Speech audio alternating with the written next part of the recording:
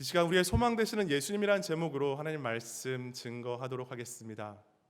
저 여러분이 읽은 말씀은 마태복음 14장의 말씀입니다. 마태복음 14장을 보면 크게 구조를 보면 두 가지로 나눠져 있는 것을 보게 됩니다. 첫 번째는 세례 요한의 죽음과 관련된 이야기가 그 앞부분에 나와 있고요. 뒷부분은 예수님의 기적 이야기가 두 가지가 등장하는 것을 보게 됩니다. 첫 번째는 물고기 2마리와 보리떡 5개로 성인 남성 5,000명을 먹이고도 12광주리가 남는 놀라운 역사, 여러분이 오병이어로 자라는 그 기적이 나타나 있고요. 그 다음에는 베드로가 물 위를 걸었던 사건이 기록되어 있습니다. 참 재미있는 이야기는 그것보다도 마태복음 14장, 마가복음 6장, 요한복음 6장에 기록되어 있는데 이 이야기가 동일하게 수상보도 사건과 오병이어 사건이 연결되어 있다는 것입니다. 예수님께서는 오병이어 사건을 마치시고 제자들을 떠나보내셨는데 그냥 떠나보내신 게 아니라 재촉하며 떠나보내셨다라고 성경은 분명하게 말하고 있습니다. 그런데 문제는 그 배가 잘 가면 좋을 텐데 문제를 만났다라는 사실입니다. 본문 24절의 말씀 함께 읽도록 하겠습니다. 본문 24절입니다. 시작. 배가 이미 육지에서 수리나 떠나서 바람이 거스름으로 물결로 말미암아 고난을 당하더라. 제자들은 오병이어 사건을 경험하고 예수님께서 이제 그만 저쪽으로 가라고, 배를 타고 건너가라고, 내가 먼저 보내니까 가라라고 말씀하시는 그 말씀에 순종하며 나갔는데 어떤 일이 일어납니까? 말씀을 보면 거친 바람과 모진 풍랑을 만났다라고 성경은 분명하게 기록하고 있습니다. 이 장면을 바라보면 조금 신기합니다. 하나님의 말씀에 순종했는데, 하나님의 말씀에 아멘으로 화답하며 갔는데 어떻게 거친 풍랑과 파도를 만날 수 있냐라는 것입니다. 목사님, 적어도 예수님께서 말씀해 주셔서 왕의 인장만지처럼 순종함으로 갔더라면 그 말씀 가운데 주신 그 순종함이 있기 때문에 왕의 반지가 가진 우선권과 프리패스 때문에 자동으로 잘 흘러가야 되는 거 아닙니까? 현대 사회에서도 계약이라는 게 있지 않습니까? 구두 계약도 계약인데 말씀에 순종해서 갔는데 어떻게 목사님 이렇게 하나님께서는 그 뒷일에 대해서 책임지지 않으십니까? 라고 말할 수 있습니다. 성경은 분명히 말합니다. 우리가 말씀에 순종할 때, 말씀에 아멘하며 화답할 때에도 거친 파도와 풍랑을 만날 수 있다라고 분명하게 기록하고 있다라는 것입니다. 우리의 삶 가운데도 그렇습니다. 하나님, 잘하고 있는데 왜 제게 이런 고난을 주시는 건가요? 하나님, 제가 정말로 열심히 했는데, 주님께 헌신했는데 왜 저에게 이런 고난을 주시는 것인가요? 라고 반문할 때가 있습니다. 하지만 성경은 분명하게 우리가 순종하며 나아갈 때도 그런 어려움이 있을 수 있다라고 저희들에게 말씀해 주시고 계신다라는 것입니다. 마가복음의 저자 마가는 이것을 이렇게 말하고 있습니다. 마가복음 6장 48절의 말씀을 함께 읽도록 하겠습니다. 마가복음 6장 48절입니다. 시작. 바람이 거스므로 제자들이 힘겹게 노젓는 것을 보시고 밤 4경쯤에 바다 위로 걸어서 그들에게 오사 지나가시려고 하시매. 마가복음의 저자 마가는 분명하게 말합니다. 하나님께서 분명히 고난 당하게 하신 것은 하나님 보고 계신다. 하나님께서는 땅에 계시고 제자들은 바다에 계셨는데 중요한 것은 이 분리된 것이 중요한 것이 아니라, 고난 가운데 내버려 둔 것이 아니라 하나님께서는 바다 가운데 있는 제자들을 보셨다라고 분명하게 말하고 있습니다. 우리의 삶 가운데 고난과 역경 가운데 있을 때 우리 주님께서는 보시고 계신 줄 믿습니다. 그리고 우리 주님께서는 어떻게 하십니까? 보시는 걸로 끝나는 것이 아닙니다. 하나님의 때에 하나님의 방법으로 역사하십니다. 얼마나 급하셨는지 바다 위를 걸어서 제자들에게 오셨다라고 기록합니다. 때가 언제입니까? 밤 사경입니다. 밤 사경 언제인지 혹시 아십니까? 새벽 1시부터 3시까지입니다. 대부분의 사람들이 자는 시간입니다. 우리 주님께서는 주무시지도 아니하시고 졸지도 아니하시고 그 시간에 깨어서 제자들을 바라보고 계셨을 뿐만 아니라 제자들에게 단숨에 달려오셨던 분이 바로 우리 주님이시라는 것입니다. 지난주 저희 교회에서 7월 추천도서로 헬무트 틸리케가 쓴 하나님의 침묵이라는 책을 추천도서로 안내해드렸습니다. 어쩌면 이 책의 제목 하나님의 침묵이라는 것이 참 많이 와닿지 않습니까? 하나님 이 힘겨운 시대 가운데 어떻게 말씀하지 않으십니까? 침묵하십니까? 라는 그 주제가 저희들에게 참 많이 와닿았습니다. 그리고 이 저자가 말하는 것처럼 이 저자는 조직신학자일 뿐만 아니라 찰스 스펄전 이후에 최대의 정말 대단한 설교자로 알려져 있는 굉장한 목사님이셨는데, 이분께서 말하시는 것처럼 우리가 하나님께 침묵하시는 것처럼 느껴지지만 오늘도 주님께서는 변함없는 사랑으로 저희들에게 말씀하시고 계신다라고. 세상에 다른 것이 필요한 것이 아니라 하나님께서 우리의 삶 가운데 말씀하시고 계실 뿐만 아니라 예수 그리스도를 보냄으로써 십자가를 통하여 구원을 약속해 주셨기 때문에 우리들이 이 땅 가운데 고난과 역경 가운데서도 하나님이 침묵한다 여겨질 때에도 하나님을 의지하고 예수 그리스도를 바라볼 수 있어야 한다라는 책의 내용으로 안내해 드렸었습니다. 지난주 수요 예배 어땠습니다. 수요 예배 드리기 전에 한 성도님께서 제게 찾아오셔가지고 상담을 요청하셨습니다. 목사님, 저희 어떤 아무개 환우님께서 많이 힘드시는데 그분께서 많이 헌신해 주셨고 교회를 많이 애쓰지 않았습니까? 하나님께서 어떻게 그분에게 그러실 수 있냐라는 내용이었습니다. 그리고 나서 하셨던 얘기가 하나님의 침묵에 대한 책에 대해 물어보셨습니다. 저는 그 책을 교회 서점에 가서 다시금 찾아드렸는데 참 신기한 것은 7월 첫 주에 주문한 책이 다 팔렸다라는 것입니다. 그 많은 책들이 한 권도 남김없이 다 팔렸다라는 것, 무엇을 변증하는 것일까요? 이민자의 살아가는 삶 가운데, 이민 생활 가운데 하나님께서 그만큼 침묵한다고 여겨질 때가 참 많다라는 것입니다. 우리 주님께서는 저와 여러분의 그런 삶의 자리 가운데 분명하게 말씀하시고 계십니다. 어떻게 합니까? 고난과 역경 가운데서도 내가 너를 보고 있노라고. 내가 하나님의 때에 하나님의 방법으로 간섭하시고 갈 테니까 조금만 더 기다려 달라고. 우리 주님께서는 오늘도 노심초사하시며 우리의 일거수일투족을 다 보시고 계실 뿐만 아니라 오늘도 하나님의 개입하실 그 타이밍을 바라보시며 항상 함께 하시고 계신다라는 것입니다. 하나님께 저와 여러분에게 주시는 약속의 말씀이 있습니다. 요한복음 13장 1절의 말씀 함께 읽도록 하겠습니다. 요한복음 13장 1절입니다. 시작. 1절에 예수께서 자기가 세상을 떠나 아버지께로 돌아가실 때가 이른 줄 아시고 세상에 있는 자기 사람들을 사랑하시되 끝까지 사랑하시니라. 우리 주님께서는 유월절, 예수님께서 마지막 보내셨던 유월절입니다. 다시 말해서 십자가에 달리시기 전 마지막 유월절이었음에도 불구하고 우리 주님께서는 십자가에 달려 돌아가실 본인의 운명을 아시면서도 자신의 안위를 생각했던 것이 아니라 제자들을 바라보시며 그들을 어떻게 사랑하셨습니까? 끝까지 사랑하셨다라고 성경은 기록하고 있습니다.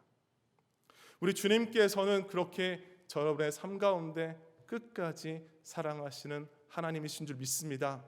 우리가 고난과 역경 가운데 있더라도 침묵하는 것처럼 여겨질 때라도 우리 주님께서는 오늘도 그렇게 저희와 동행하실 뿐만 아니라 바라보시고 끝까지 책임지실 줄 믿습니다.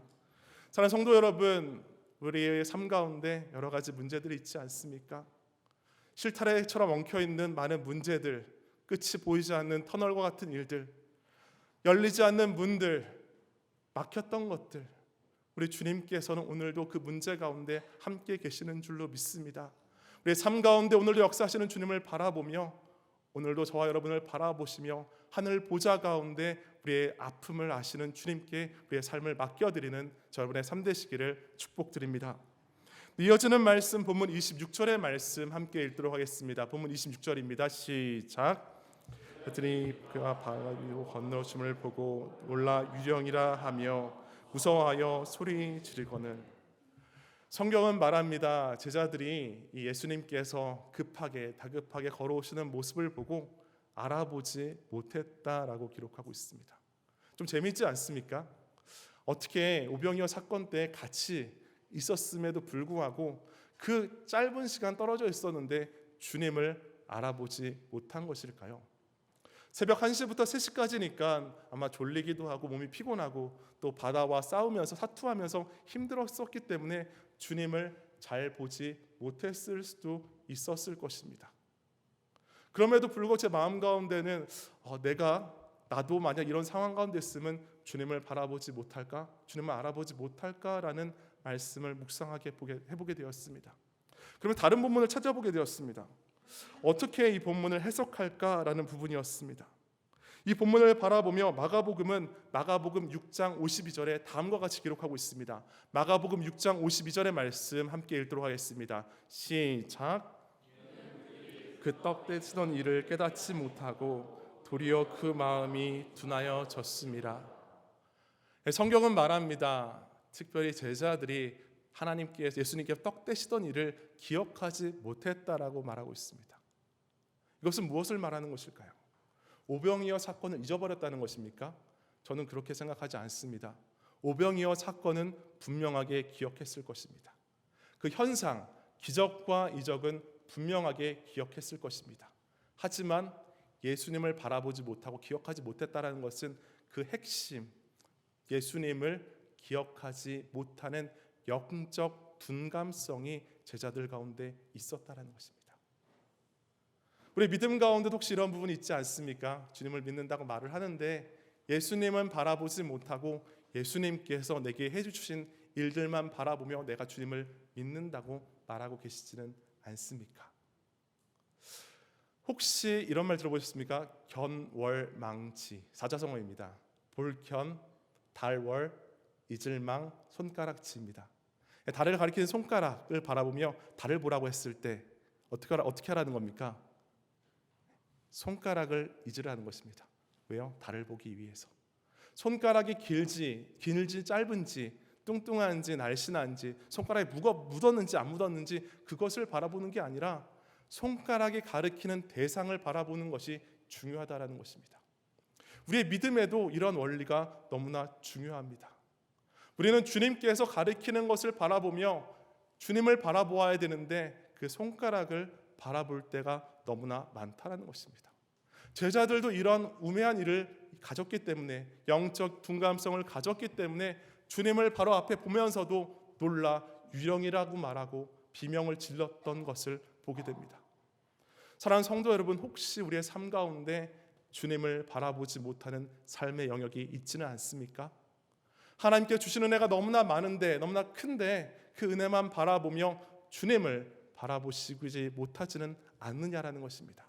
성경은 말합니다. 우리의 삶 가운데 다시금 우리의 소망 되시는 예수님을 바라볼 수 있어야 한다는 것입니다.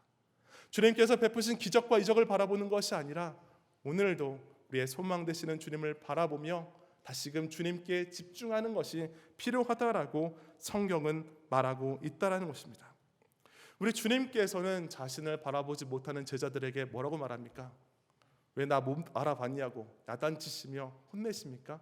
그렇지 않습니다. 안심하라, 나다, 두려워하지 말라라고 말씀하십니다. 우리 주님께서는 우리 삶 가운데 행여나 우리가 알아보지 못하더라도 안심하라고, 내가 이 풍랑 가운데 너희 두려움을 재워줄 테니까 두려워하지 말고 안심하라라고 말씀해 주시는 분이 바로 우리 주님이시라는 것입니다.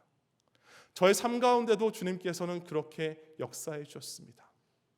환난과 어려움 가운데, 고난과 역경 가운데, 아무도 도와줄 수 없는 상황 가운데 우리 주님께서는 제게 하셨던 말씀이 있습니다. 이사야서 41장 1절의 말씀 함께 읽도록 하겠습니다. 시작. 두려워하지 말라, 내가 너와 함께함이라. 놀라지 말라, 나는 내 하나님이 됨이라. 내가 너를 굳세게 하리라. 참으로 너를 도와주리라. 참으로 나의 의로운 오른손으로 너를 붙들리라. 우리 주님께서 말씀하십니다. 안심하라, 나니 두려워하지 말라라고 말씀하셨던 것처럼 이사야 말씀을 통하여서 두려워하지 말라고, 놀라지 말라고, 내가 너를 굳세게 하른다고, 참으로 너를 도와주겠노라고, 참으로 의로운 오른손으로 널 붙들어 줄 테니까 오늘도 나와 함께 걸어가자라고 말씀하시는 분이 우리 주님이시라는 것입니다. 우리 주님은 세상 사람들과 많이 다릅니다. 이사야서 42장 3절에 보면 이렇게 기록되어 있습니다. 이사야서 42장 3절의 말씀 함께 읽겠습니다. 시작. 꺾지 아니하시며 꺼져가는 등불을 끄지 아니하고 진실로 정의를 시행하실 것이며, 우리 주님께서는 상한 갈대를 꺾지 아니하시는 주님, 꺼져가는 등불을 끄지 아니하시는 주님이라고 말합니다. 하지만 세상은 어떻습니까? 조금 꺼져가면 대체합니다. 조금 시들면 어떡합니까? 꺾어버리는 게 세상의 논리 아닙니까? 우리 주님께서는 마지막까지 상한 갈대를 보살피시며 다시금 살아날 때까지 노심초사하시며 바라보신다라는 것입니다. 꺼져가는 등불 가운데서도 그 등불이 다시금 일어날 것을 아시기에 우리의 소망 되시는 주님께서는 여러분의 삶 가운데 그 믿음으로 함께해 달라고 말씀해 주시고 계신다라는 사실입니다. 사랑하는 성도 여러분, 저 여러분의 삶 가운데 우리의 구원의 이유 되시는 주님을 바라보시기를 원합니다. 우리 주님께서는 저희들이 주님을 알아보지 못하는 상황 가운데서도 안심하라, 난이 두려워하라 하지 말라라고 말씀하시며 오늘도 참으로 도와주리라, 참으로 의로운 오른손으로 나를 붙들리라, 상한 갈대 꺾지 아니하시는 주님께서, 꺼져가는 등불 끄지 아니하시는 주님께서 우리의 삶 가운데 온전하게 역사하실 줄 믿습니다. 마지막으로 본문 28절의 말씀 함께 읽도록 하겠습니다. 본문 28절입니다. 시작. 베드로가 대답하여 이르되 주여, 만일 주님이시거든 나를 명하사 우리로 오라 하시소서. 베드로의 등장 장면입니다. 베드로가 참 재미있게 등장하는 장면입니다. 이 긴박한 상황 가운데서도 예수님께 딜을 하는 장면입니다. 만일 주님께서 주님이시면 저를 명하여서 바다 위를 건너오게 해달라라는 다소 생뚱맞은 표현입니다. 어떻게 이러한 질문을 할 수 있었을까라는 말씀 묵상을 해보게 되었습니다. 당장이라도 배가 뒤집힐 것 같은 거친 풍랑 앞에서 예수님께 요청하는 모습이 너무나 천연덕스러워 보이기까지 합니다. 하지만 우리 주님께서는 어떻게 하십니까? 베드로의 믿음의 중심을 보시고 오라라고 말씀하십니다. 베드로는 어떻게 하죠? 그 말씀에 의지하여 바다 위로 한 걸음씩 한 걸음씩 주님께 다가갑니다. 그런데 중요한 것은 바로 이때 파도가 주님 앞을 가리자 베드로는 주님을 바라보지 못하고 바다에 빠지고 납니다. 우리 인생 가운데도 이럴 때가 너무나 많습니다. 우리가 주님을 바라보며 믿으며 나갔는데, 주님께서 오라 하시는 말씀에 믿음으로 나갔는데 우리의 시선이 흔들릴 때가 너무나 많다라는 것입니다. 우리 주님께서는 이 말씀을 통하여서 이 흔들리는 세상 가운데 제발 우리의 믿음의 시선만큼은 주님께 고정해 달라라고 말씀해 주시고 계신다라는 것입니다. 설교 초두에 제가 말씀드렸던 것처럼 우리 주님께서 저와 여러분을 보시고 있는 것처럼 우리도 우리의 소망 되시는 예수님을 바라봐 달라고 주님께서는 요청해 주시고 계신다라는 것입니다. 그렇기 때문에 저와 여러분이 오늘도 믿음으로 주님을 바라볼 수 있어야 한다라는 것입니다. 혹시 주대준 장로님을 아시나요? 바라봄의 법칙이라는 책을 쓰신 분이십니다. 이분의 삶 가운데 하나님께서는 참 놀랍게 역사하시는 것을 보게 됩니다. 이분은 청와대 경호실 차장 및 카이스트 교수 부총장을 역임하셨을 뿐만 아니라 여의도 순복음교회 장로님이시고 또 제 아는 후배의 아버님이시기도 하시고 또 지금은 세상에는 계시지 않습니다. 하나님 부르심을 받으신 분이십니다. 이분은 경남 산천군의 작은 산골 마을에서 태어났다라고 합니다. 참 신기하게도 초등학교 2학년 때 가정의 아버지의 사업에 실패로 인하여 온 가족이 거제도로 가게 되었다라고 합니다. 이 주장로님께서는 어린 시절 교회에 갔었는데 교회 현판에 이런 말씀이 걸려 있었다고 합니다. 주 예수를 믿으라, 그리하면 너와 내 집이 구원을 받으리라. 장로님께서 이 말씀을 바라보며 굉장히 편안한 마음을 얻었다고 합니다. 왜 그런지 혹시 아시나요? 주 예수, 예수님의 성이 주구나라고 해서 같은 성씨구나 해서 굉장히 친근감을 느꼈다고 합니다. 책에 쓰여 있는 내용입니다. 교회를 드나드는데 그렇게 편할 수가 없었다고 합니다. 그러면서 하나님, 요셉에게 주셨던 형통함이 제 삶 가운데도 있기를 원합니다라고 기도하며 그 당시 청와대 전산실에 있기도 전에 주님, 제가 청와대를 바라보며 기도합니다. 청와대에서 일할 수 있는 기회를 달라라고 기도했었다라고 합니다. 사실 바랄 수 없는 상황 가운데 바라며 기도한 것입니다. 목적지가 없는 기도를 했었던 것입니다. 우리 주님께서는 어떻게 역사하셨습니까? 이 장로님을 정말로 귀하게 사용하셨습니다. 청와대를 바라본 지 10년 만에 경호실, 전산실, 개발팀장으로 청와대에 입성하게 되었을 뿐만 아니라 5개 정부 20년 이상 근무하는 놀라운 일들을 경험하게 되었습니다. 정권이 바뀔 때마다 얼마나 많은 변화들이 있습니까? 그럼에도 불구하고 5개 정부를 거쳤었던 굉장히 훌륭하신 장로님이셨습니다. 또 이 장로님을 통하여서 정보와의 불모지로 여겨졌던 청와대가 전산 시스템을 갖추게 된 것도 바로 이 장로님의 역할이었다라고 많은 사람들이 아직도 그 장로님이 하신 일들을 바라보며 고백하는 것을 보게 됩니다. 사랑하는 성도 여러분, 세상을 바라보면 답이 없습니다. 나를 바라봐도 뾰족한 수가 나오지 않습니다.